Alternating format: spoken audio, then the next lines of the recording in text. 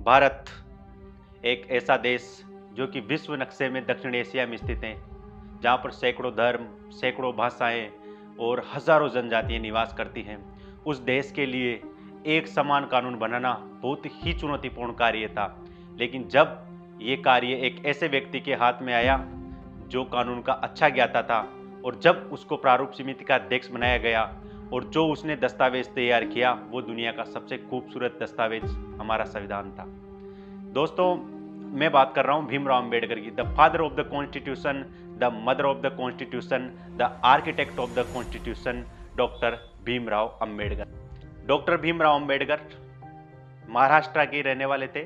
दलित परिवार से, एक महार जाति है वहाँ के रहने वाले थे।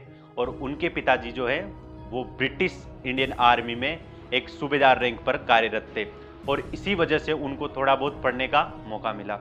दोस्तों, जब वो स्कूल में गए तो उन्होंने अपनी एक आत्मकथा लिखी थी, अब जिसका नाम है मैं कैसे बना। और उन आत्मकथा में उन्होंने ये जिक्र किया कि जब मैं स्कूल जाता था तो मुझे बाकी बच्चों के साथ बैठने नहीं दिया जाता था, मेरे साथ भेदभाव किया जाता था। और वहाँ पर जो पानी पीने की जो व्यवस्था थी वो यही थी कि मैं जब पानी पीने जाता था, चूंकि मैं एक दलित परिवार से था, तो किसी सवर्ण पुरुष के द्वारा पानी पिलाया जाता था और तभी मैं पानी पीता था। और बहुत सारे दिन ऐसा होता था कि जब कोई ऐसा व्यक्ति ना हो उस विद्यालय में, तो पूरे विद्यालय दिन जो है वो मुझे बिना पानी के रहना पड़ता था। दोस्तों, ये भीमराव अंबेडकर के साथ में जो भेदभाव हुए उनसे आप भली भांति परिचित है, और उन्होंने इसका जो जिक्र है अपनी आत्मकथा मैं कैसे बना, जो मराठी में भी है, उसमें किया है। दोस्तों, भीमराव अंबेडकर के साथ में एक अच्छा संयोग ये हुआ कि उनको वजीफा मिला बड़ौदा नरेश की तरफ से, और उनको जो है वो स्कॉलरशिप दी गई बाहर जाकर के पढ़ने के लिए। और इस शर्त पर दी गई कि उनके जो है वापस आकर के इसी राज्य में जो है वो सिविल सर्वेंट के रूप में अपनी प्रस्तुति देनी पड़ेगी। तो दोस्तों, बड़ौदा नरेश की स्कॉलरशिप के तहत जो है वो बाहर पढ़ने गए। उन्होंने कोलंबिया यूनिवर्सिटी जो कि अमेरिका में स्थित है, और लंदन यूनिवर्सिटी ऑफ इकोनॉमिक्स जो कि लंदन में स्थित है, वहाँ से उन्होंने जो है वो पीएचडी की। दोस्तों, भीमराव अंबेडकर जो है वो अगर हमारे पूरे भारतीय स्वतंत्रता संग्राम में देखें तो एकमात्र ऐसे व्यक्ति थे जिन्होंने एक विषय में नहीं, दो विषय में नहीं, पूरे चार विषय में पीएचडी कर रखी थी। उन्होंने 2 पीएचडी जो है वो इकोनॉमिक्स में की, एक कोलंबिया यूनिवर्सिटी से और एक लंदन ऑफ इकोनॉमिक्स से की। और उन्होंने एक जो पीएचडी है उनका इंटरेस्ट कानून में था, तो उन्होंने कानून से की। और एक पीएचडी उनको भारत में ही जो दलितों के हित के लिए जो आंदोलन चलाए थे उनके लिए एक सम्मानित यूनिवर्सिटी के द्वारा उनको एक पीएचडी की उपाधि भारत में प्रदान की गई। दोस्तों, अंबेडकर जो अपनी आत्मकथा मैं कैसे बना उसमें उन्होंने कई इंसिडेंट का जिक्र किया है। उन्होंने ये जिक्र भी किया कि जब मेरी पढ़ाई जो है वो पूरी हो गई और मैं जब बड़ौदा नरेश के पास में सिविल सर्वेंट के रूप में काम करने के लिए गया, तो वहाँ पर रहने का जो कमरा है वो लेना था।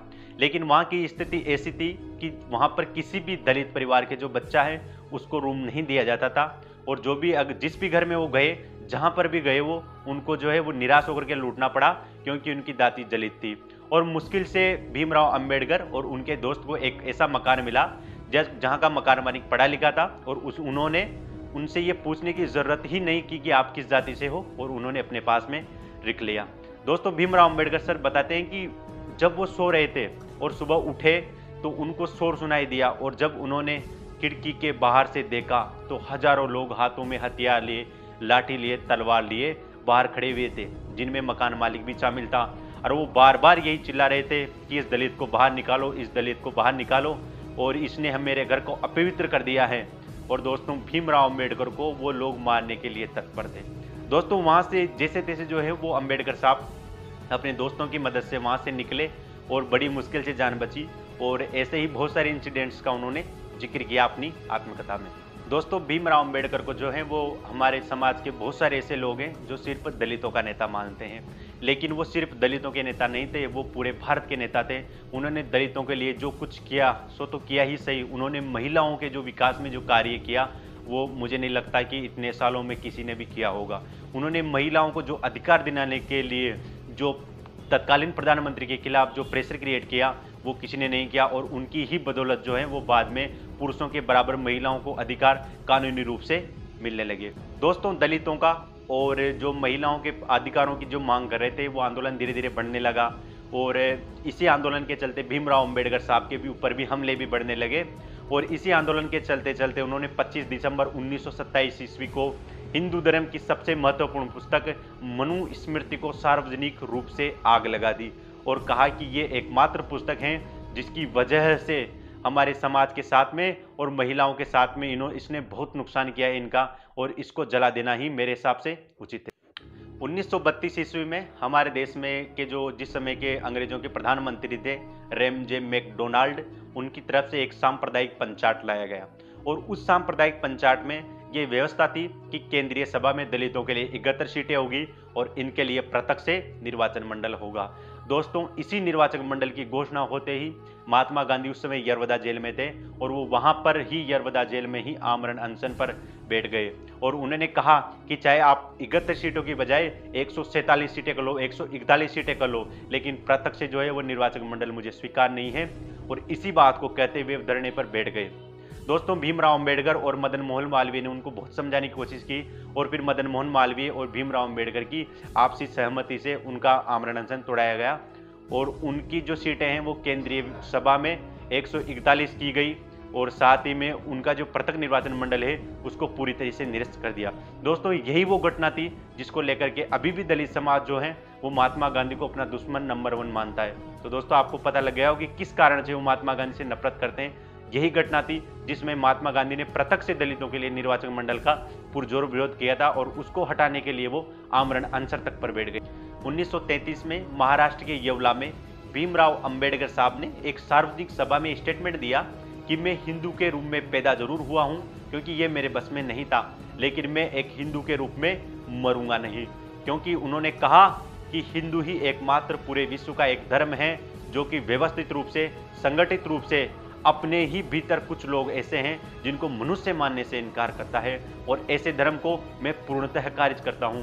और इसी सभा में उन्होंने हिंदू धर्म को पूर्णतः खारिज करने की बात की। दोस्तों, इसके बाद में महात्मा गांधी ने जो है वो अंबेडकर साहब को समझाने की बहुत कोशिश की। बहुत सारे बड़े बड़े नेताओं ने जो है वो अंबेडकर साहब को समझाने की कोशिश की कि हम मिलकर के इसमें सुधार करेंगे, हम लोगों का हृदय परिवर्तन कराएंगे, लेकिन आखिरकार जो है वो अंबेडकर साहब को महात्मा गांधी जी के तर्क जो है संतुष्ट नहीं कर पाए। दोस्तों, अगर आपको कभी भी दलितों की स्थिति, अगर उनके इतिहास में जो भी हुआ और उनके साथ में जो भी भेदभाव हुए उसको अगर आपसे ठीक से समझना है तो आपको एक फिल्म है जो कि बॉलीवुड की फिल्म है, शूद्र नाम से है, और आपको वो यूट्यूब पे मिल जाएगी। उसको आप जरूर देखिए और आपको लगेगा कि अगर इतिहास में ये गलतियाँ हुई हैं तो ये नहीं होनी चाहिए थी और ये वाकई में भेदभावपूर्ण है। संजीव कुमार जी ने उनको डायरेक्ट किया था और ये जो फिल्म थी इसको दिल्ली सिनेमा हॉलों में चलाने से मना कर दिया था और केवल इनका एक ही शो रखा गया पूरे दिल्ली में सुबह 10 बजे का लेकर। इस तरीके से इस फिल्म को नकार दिया गया। और फाइनली दोस्तों 1947 आया और हमारा देश आज़ाद हुआ और भारत की जो है वो पहली सरकार बनी और पहली सरकार में डॉक्टर जवाहरलाल नेहरू जो है वो प्रधानमंत्री बने और भीमराव अंबेडकर साहब को लॉ मिनिस्टर बनाया गया और उसी समय भीमराव अंबेडकर को प्रारूप समिति का अध्यक्ष भी बनाया गया और उस प्रारूप समिति का अध्यक्ष रहते हुए इन्होंने हमारे भारतीय संविधान में आर्टिकल 14 से लेकर आर्टिकल 18 तक समानता के अधिकार को जोड़ा। दोस्तों, इनके जोड़ने की मुख्य मंशा यही थी कि जो दलितों के साथ में, जो शूद्रों के साथ में जो भेदभाव हुआ है अब उसकी समाप्ति हो और इसी चीज को लेकर के इन्होंने हमारे भारतीय संविधान के आर्टिकल 17 में अस्पृश्यता का अंत जो है वो अनुच्छेद जोड़ा और ये भीमराव अंबेडकर के जो भी उनके साथ में इतिहास में हुआ उसी को ध्यान रख करके उन्होंने सबसे पहली जो चीज़ संविधान में जोड़ने की जो सिफारिश की वो आर्टिकल 14 से लेकर के 18। दोस्तों, हालांकि महात्मा गांधी जो है वो संविधान सभा के सदस्य नहीं थे, लेकिन जब संविधान सभा का निर्माण हो रहा था तो महात्मा गांधी जी ने एक चिट्ठी जरूर लिखी थी कि आप कुछ और करो या ना करो, लेकिन पंचायती राज जो है उनको संविधान में जगह देना जरूरी है और उनके बिना देश का विकास संभव नहीं है।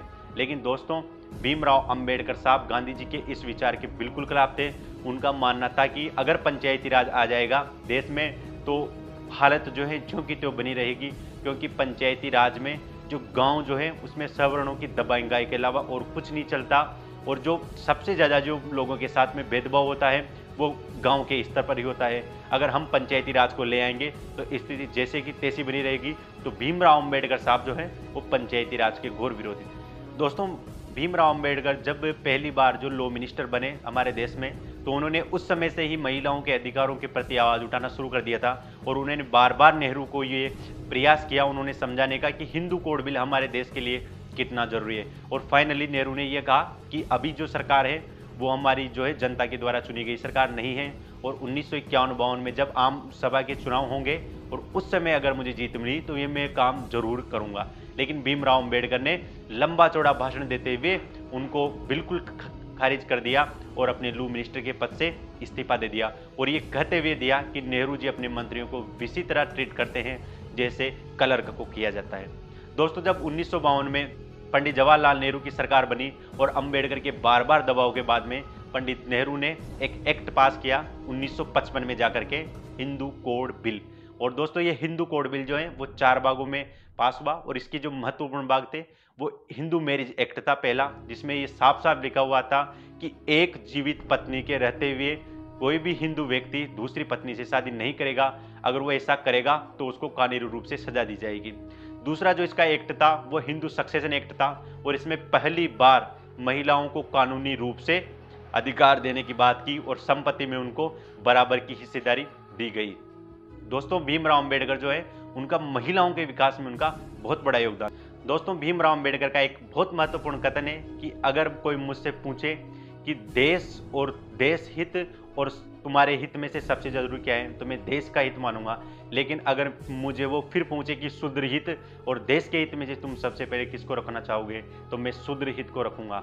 तो इससे दोस्तों आपको पता लगता है कि जो भीमराव अंबेडकर हैं वो दलितों के कितने बड़े नेता थे, और उन्होंने दलितों का नेता होने के साथ साथ भारत के लिए एक ऐसे कानून का निर्माण किया जो कि भारत के सभी नागरिकों के रूप से समान रूप से लागू होता है, और इसको विश्व का सबसे खूबसूरत दस्तावेज की संज्ञा दी। होपफुली दोस्तों आपको वीडियो बहुत अच्छा लगा होगा, और आपसे मेरी एक ही रिक्वेस्ट है कि हमारे देश में एक बहुत सारे हिस्से ऐसे हैं जहां पर अभी भी बहुत सारे लोग हैं जो दलितों के प्रति संवेदनशील नहीं है, और उनको जो है वो छुआछूत की प्रथा से जकड़ रखा है और उनके साथ में भेदभाव किया जाता है।